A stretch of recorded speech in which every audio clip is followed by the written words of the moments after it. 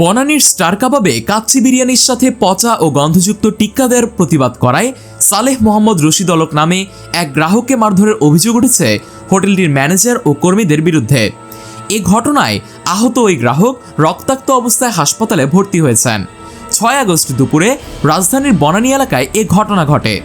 অলক অভিযোগ করেন, দুপুরে তিনি এবং তার এক বন্ধু বনানীর স্টার কাবাবে খেতে গিয়েছিলেন। এ সময় তাদেরকে কাচ্চির সাথে পচা ও গন্ধযুক্ত টিক্কা দেওয়া হয়। পরে তিনি বিষয়টি হোটেল কর্তৃপক্ষের দৃষ্টি আকর্ষণ করেন।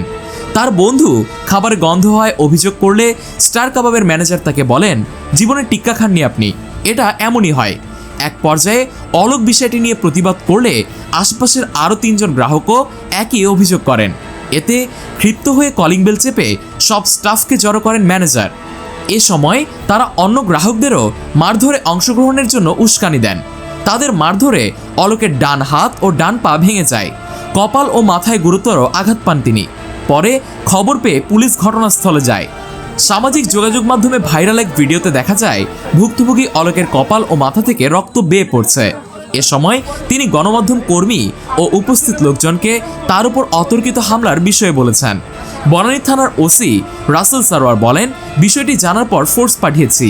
সেখান থেকে ওই গ্রাহককে উদ্ধার করে হাসপাতালে ভর্তি করা হয়েছে। ঘটনার সঙ্গে জড়িত কয়েকজনকে আটক করা হয়েছে।